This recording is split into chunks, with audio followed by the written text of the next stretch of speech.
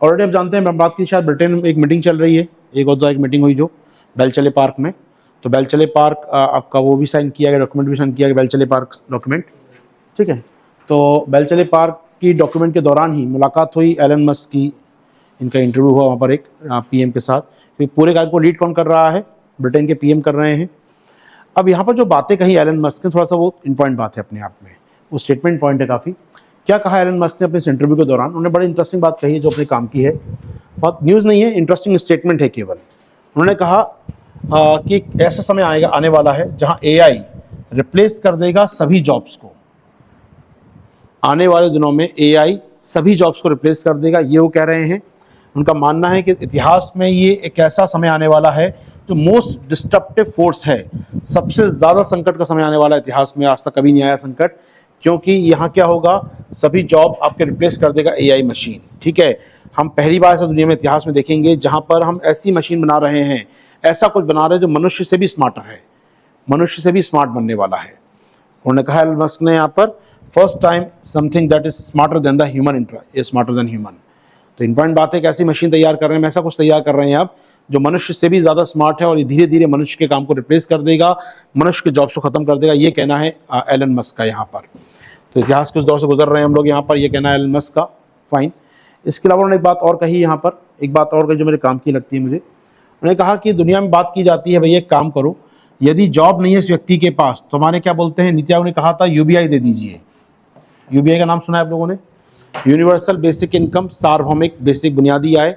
आप घर बैठिए, आप टैक्स पेयर हैं, नहीं है, गरीब हैं, अमीर हैं, वॉटेवर, आपको घर बैठे बैठे 5,000 4,000 सरकार हर महीने देगी, बेसिक इनकम देगी, सब बेसिक इम्यूनिटी पूरी कर सके। अमीर है तो कोई समस्या नहीं है, जैसे किसानों को 6,000 रुपये दे रहे हैं हम लोग, मान लीजिए ऐसी कुछ काम बनाए हम लोग कि साल में हर महीने 5-6 हज़ार रुपये दे दें व्यक्ति को, जिससे बेसिक इनकम हो जाए, शिक्षा विक्षा प्राप्त कर पाए, भले उसके बाद नौकरी है नहीं है।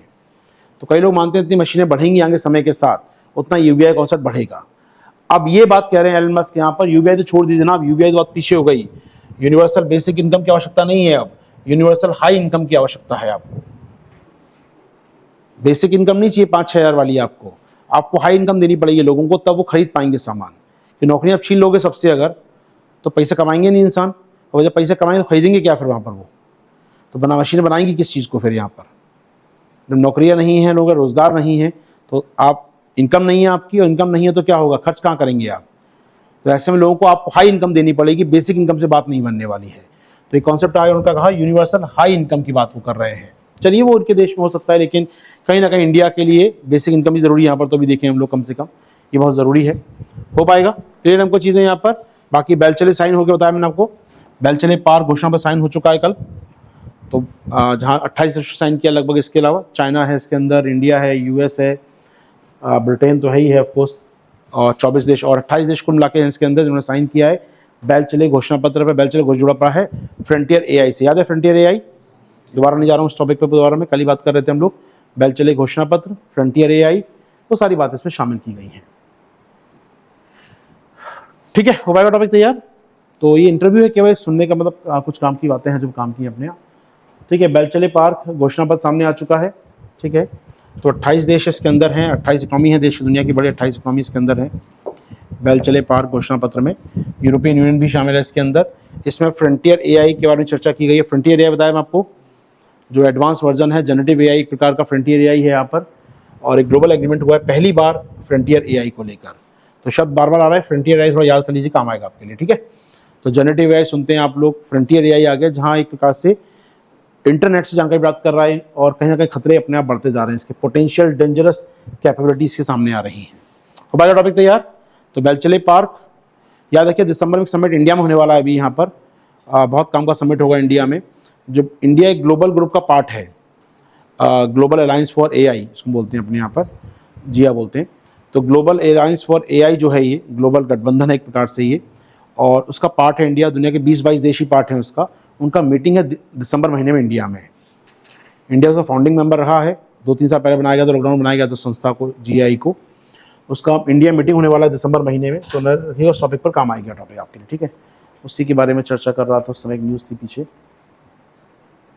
ये रहा वो न्यूज़, ठीक है, सुन लीजिए। ये समिट आप देख रहे हैं, GPI, global partnership on AI, ये जीपीआई नाम का संगठन है। इसकी बायनोवल समिट की बात करें, दिसंबर में समिट होने वाली है, ऐसी कहाँ होगी? भारत में होगी। तो दोबारा चर्चा होगी, दुनिया के 20-22 बड़े देश हैं इसके अंदर, बड़ी इकोनॉमी इसके अंदर शामिल हैं। ये भी बात किस पे करते हैं? एआई को रेगुलेशन को लेकर, एआई के नियमन को लेकर। इनकी मीटिंग दिसंबर में इंडिया में होने वाली है, काम आएगा, आपकी चर्चा रहेगी अगले महीने, फिर यहाँ पर हो पाएगा। तो बेल चले घोषणा पत्र हो गया, यहाँ से कुछ निकल के आएगा तो अच्छी बात होगी आपके लिए। तो अपडेट हो रहा है एआई रेगुलेशन को लेकर लगातार, एआई नियमन को लेकर लगातार बातें हो रही है दुनिया में। एआई को रेगुलेट कैसे किया जाए, कैसे इसको कंट्रोल किया जाए। तो इंडिया में अगले महीने दिसंबर में मीटिंग होगी किसकी? जीपीएआई की। GPAI global partnership on AI, AI पर वैश्विक भागीदारी है ये। ठीक है, चलिए ओके, एक मिनट दीजिएगा। वैसे मैं हार्ड डिस्क नहीं है मेरे पास, लेकिन मैं नेट से लेता हूँ आपके लिए यहाँ पर।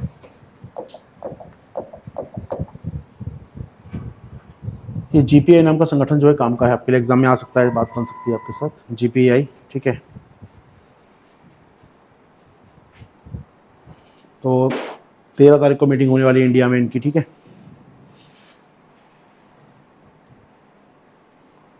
ओके,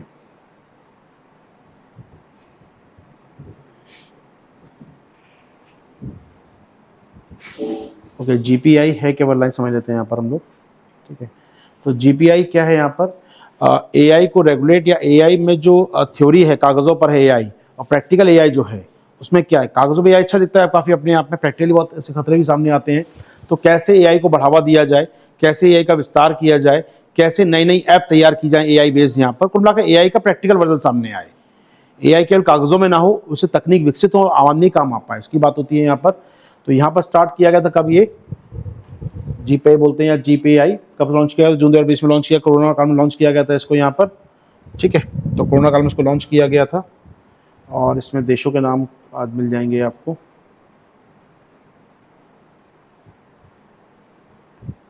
मॉन्ट्रियल समिट हो चुका है इनके बारे में यहाँ पर, ओके, काफ़ी देश आ चुके हैं अब तक इसके अंदर। देखें 29 इंटरनेशनल पार्टनर हैं इसके अंदर, 29 पार्टनर आ चुके हैं। तो यहाँ पर आप देखिए देशों के नाम, इंडिया भी इसमें अंदर शामिल है, ठीक है। सब यहाँ पे पॉसिबल नहीं है आपके लिए हम याद रख पाए, लेकिन फिर भी जीपीआई 29 देश हैं। 2020 में इसको बनाया गया था, उस समय जब बनाया गया था 15 देश थे इसके अंदर, जब पहली बार 15 देशों में शामिल था इंडिया। फाउंडिंग 15 मेंबर थे इसके, अब 29 देश इसमें आ चुके हैं, संगठन आ चुके हैं। यूरोपियन यूनियन में शामिल 29 के अंदर अपने आप में, बाकी इंडिया एज अ मेंबर शामिल है, फाउंडर है इसका इंडिया, ठीक है। चलिए, तो इंडिया अभी जो हमारी सरकार वर्तमान में भारत सरकार, इसका एक हेड एक प्रकार से कहा जाए तो। चलिए आगे बढ़े हम लोग यहाँ से। तो जीपीआई की मीटिंग होगी अगले महीने, फिर बात करूंगा इस पर, में क्या निकल के आता है मीटिंग में इनकी। इन पॉइंट समिट इंडिया में ये एआई रेगुलेशन को लेकर। तो बेल चले पार घोषणा पत्र हो गया इस समय, अगले महीने इंडिया मीटिंग होने वाली है। कुछ बड़ी चीज़ें आपके एग्जाम में आ सकती हैं।